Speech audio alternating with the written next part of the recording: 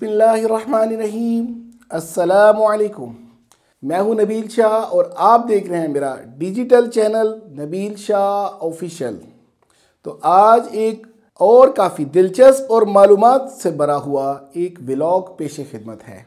दोस्तों, आज के इस व्लॉग में बात होने जा रही है उस अजीम इस्लामी सल्तनत की जिसने तारीख के सबसे ज़्यादा लंबे अरसे यानी 623 ईयर्स तक 623 साल तक हुकूमत की। ये वो इस्लामिक सल्तनत थी जिसके खिलाफ यूरोपियन ने सैकड़ों साजिशें रचाई और उन्होंने हर बार नीचा दिखाकर इस सल्तनत को ना सिर्फ गुमराह करने बल्कि ख़त्म करने की भी कोशिश की। मगर चूंकि ये एक अजीम सल्तनत थी इसलिए यह हमेशा अपने मकासद पर डटी रही।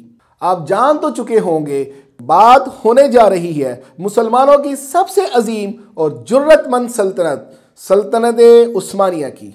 इस व्लॉग में हम जानेंगे कि सल्तनत उस्मानिया की इब्तदा कैसे हुई, उस्मान गाजी ने तख्त नशीन होने के बाद किस जुर्रत और बहादुरी से सल्तनत संभाली, उस्मान गाजी की शादी कैसे हुई, इस सल्तनत का उरूज और जवाल कैसा था, यह सल्तनत अपने उरूज के वक्त कितने रकबे पर फैली हुई थी। सिर्फ इतना ही नहीं बल्कि व्लॉग के आखिर में आपको सल्तनत उस्मानिया के 5 ऐसे हैरत अंगेज हक़ाइक़ भी बताए जाएंगे जिन्हें जानकर आपको बखूबी इल्म हो जाएगा कि इस सल्तनत के लोग कितने रहमदिल और इज़्ज़तदार थे।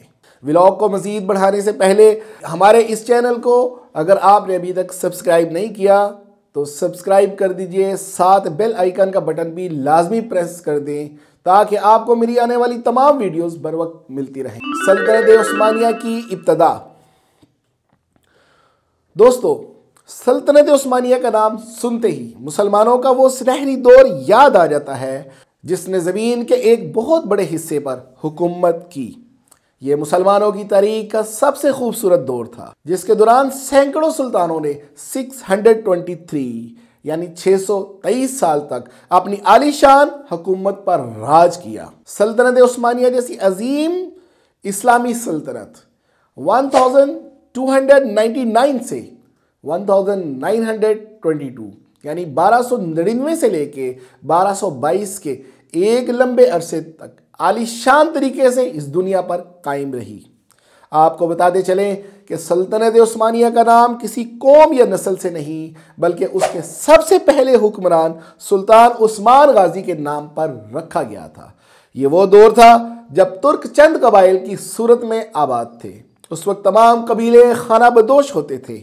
ये लोग जिस जगह सरसब्ज इलाका और वाफर मिकदार में पानी देखते थे वहीं रिहाइश इख्तियार कर लेते थे। उस वक्त इन कबीलों में एक कबीला ऐसा भी था जिसका नाम काई कबीला था।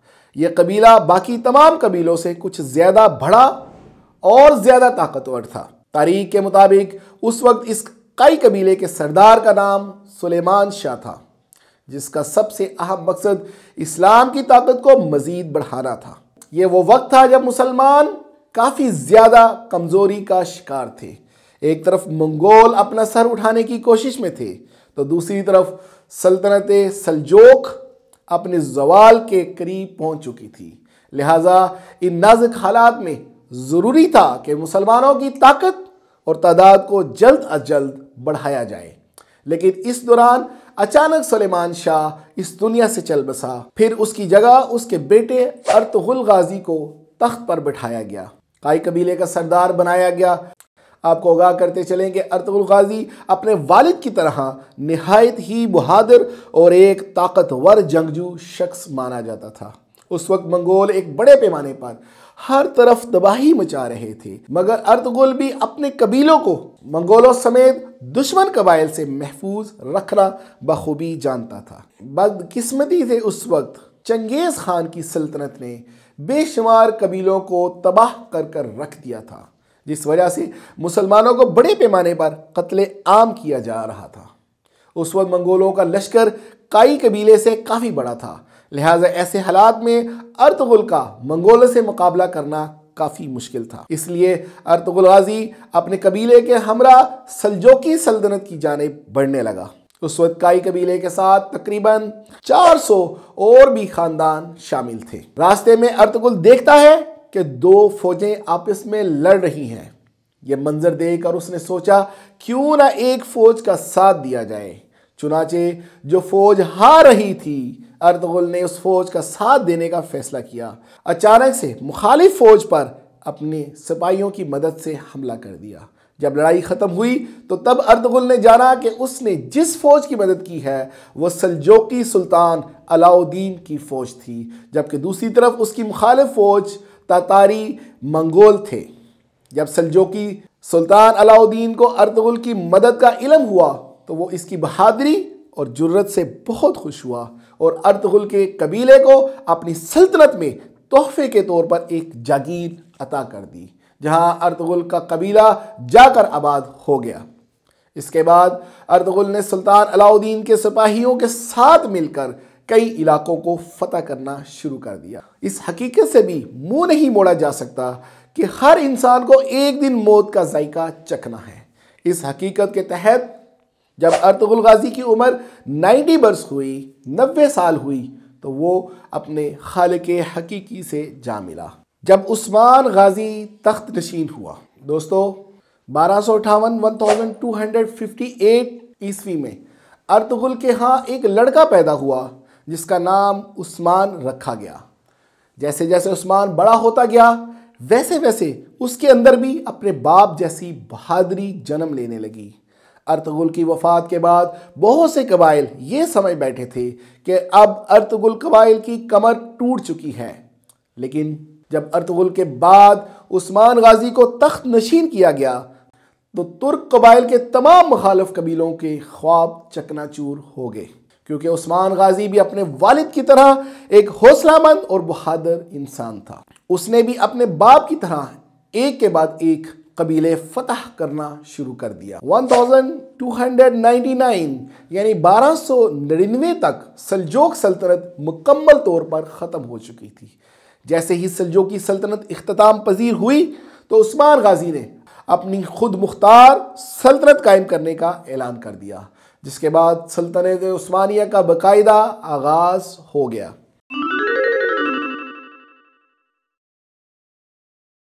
उस्मानी के दिनों में उस्मान एक दरवेश शेख अदाबाली के पास इल्म हासिल करने जाया करता था। इन दरवेश की एक निहायत ही खूबसूरत बेटी थी जिसका नाम राबिया बाला खातून था। जब उस्मान की नज़र इस दरवेश की बेटी पर पड़ी तो वो उस पर फिदा हो गया। लिहाजा उस्मान ने उस दरवेश से उसकी बेटी का हाथ मांग लिया। चूँकि उस्मान एक अमीर ख़ानदान से था और दरवेश एक गरीब ख़ानदान से ताल्लुक़ रखता था, इसलिए दरवेश शेख अदाबाली ने उस्मान की शादी की पेशकश उसी वक्त ठुकरा दी। इसके बाद दरवेश की बेटी से कई अमीर ख़ानदानों के सरदारों ने शादी की ख्वाहिश की, मगर दरवेश हर बार उन सब की अमीरी देखकर उन्हें ठुकरा देता था। एक रात उस्मान ने ख्वाब में देखा कि उस दरवेश के सीने से एक चांद निकला और उस्मान के सीने में दाखिल हो गया। उस्मान ने यह ख्वाब दरवेश को सुनाया, जिस पर दरवेश ने इसकी बशारत ये बताई कि उस्मान की उसकी बेटी के साथ शादी की दरख्वास्त को कबूल कर लिया। और यूँ उस्मान गाजी ने जंग के साथ साथ अपनी मोहब्बत को भी कामयाबी के साथ हासिल कर लिया। शादी के बहुत अरसा तक जब काई कबीले का वारिस ना होने की वजह से उस्मान ने अपनी पहली बीवी बाला खातून की मर्जी और बाला खातून के वालिद और अपने उस्ताद मोहतरम शेख अदाबाली के हुक्म से उस्मान गाजी ने सल्जोक सल्तनत के एक वज़ीर उमर अब्दुल अजीज़ की बेटी मलहून खातून से शादी कर ली। इस मलहून खातून से अल्लाह ताला ने उस्मान का जानिशीन और खान गाजी जैसे बहादुर बेटे को पैदा किया। इसने सल्तनत उस्मानिया के हुदूद दूर दूर तक फैला दी और एक मजबूत रियासत कायम की जो अगले 623 साल 623 ईयर्स तक इस दुनिया पर कायम रही। सल्तनत उस्मानिया का उरूजो जवाल। दोस्तों अभी तक तो उस्मान सल्जोकियों के एक सरदार की ही हैसियत रखता था, मगर सन 1300 में यानी 1300 ईस्वी में तातारियों ने सल्जूकी सल्तनत पर एक जोरदार हमला किया, जिसमें ना सिर्फ सुल्तान अलाउद्दीन कत्ल हो गया बल्कि सल्जूकी सल्तनत का भी खात्मा हो गया। लिहाजा अब उस्मान गाजी मुकम्मल तौर पर खुद को खुद मुख्तार महसूस कर रहा था।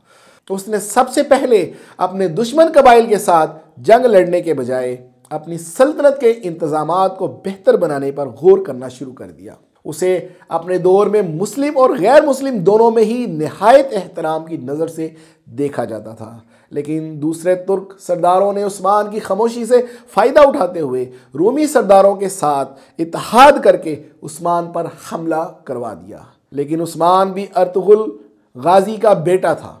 उसने ना सिर्फ अपनी बहादुरी से एक के बाद एक रूमी सरदार को शिकस्त दी, बल्कि बेशुमार किले भी फतह करता चला गया।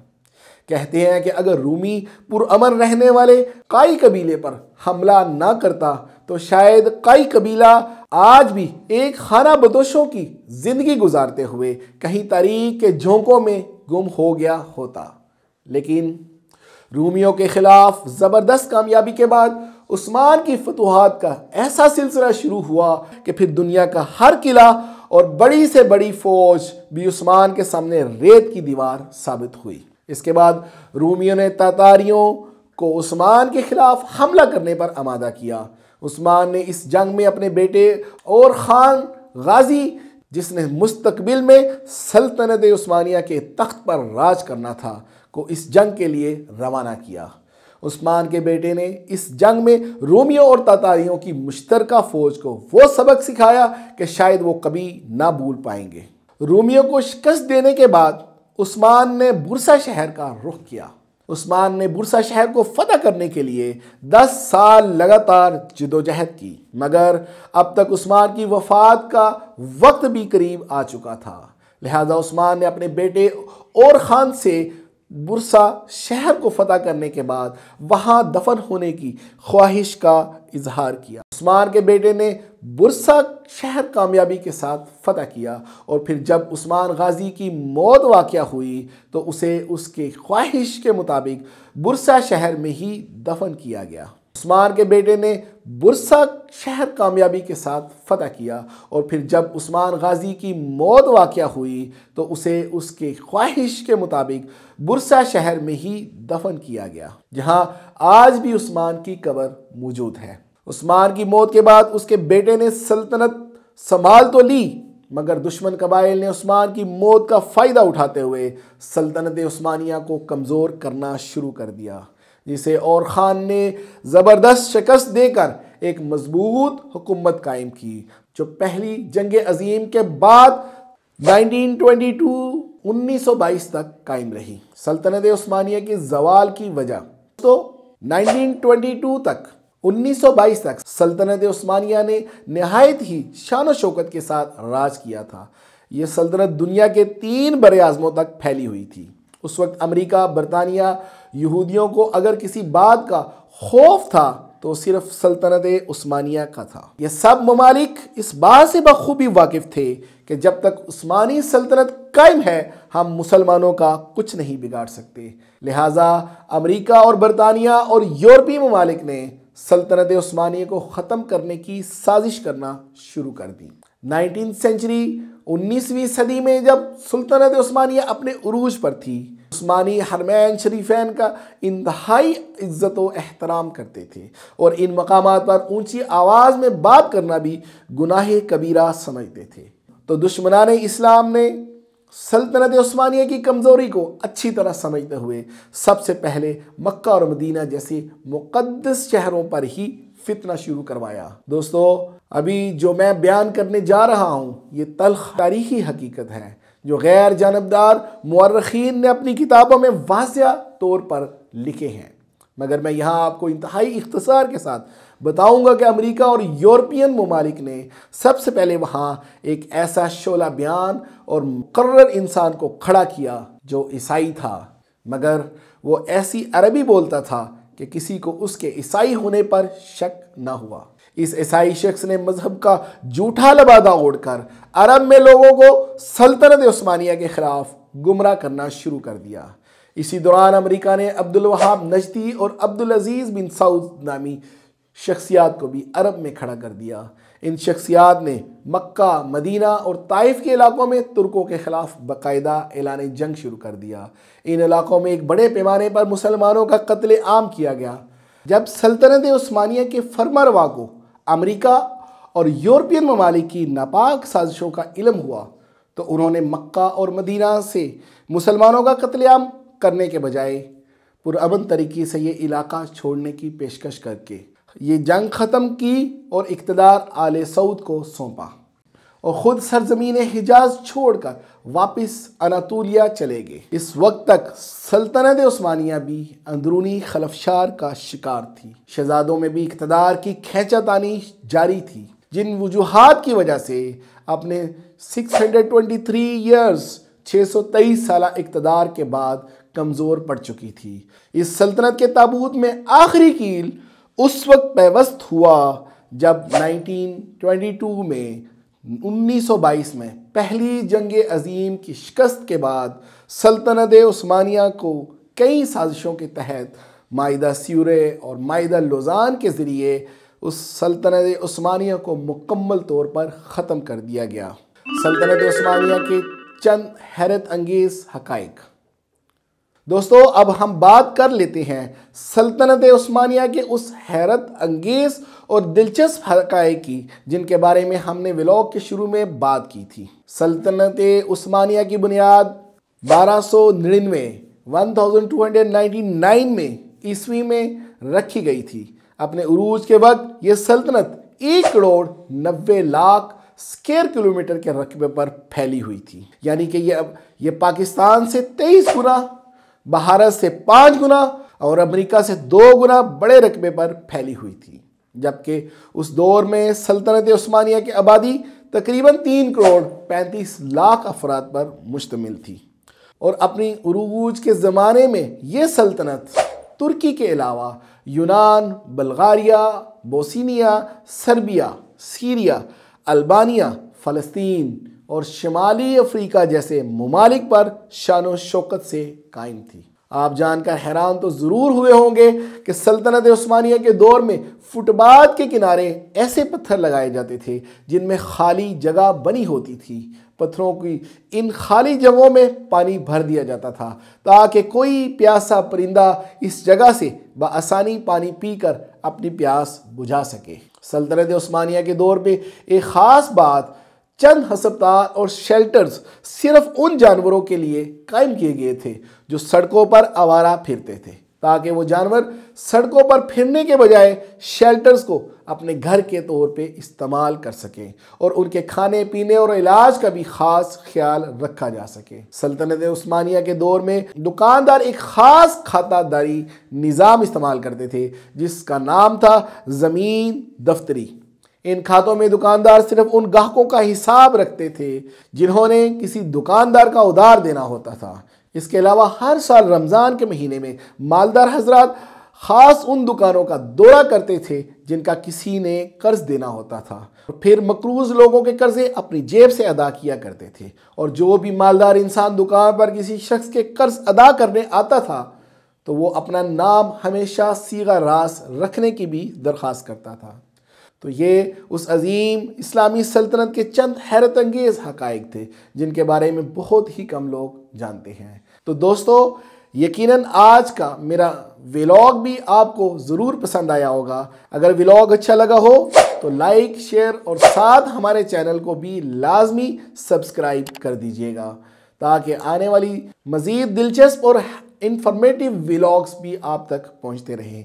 अब तक के लिए इतना ही। बहुत जल्द मेरे अगले व्लॉग में आपसे दोबारा मुलाकात होगी। तब तक के लिए मुझे इजाज़त दीजिए।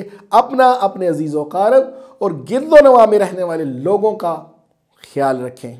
अल्लाह हाफिज़।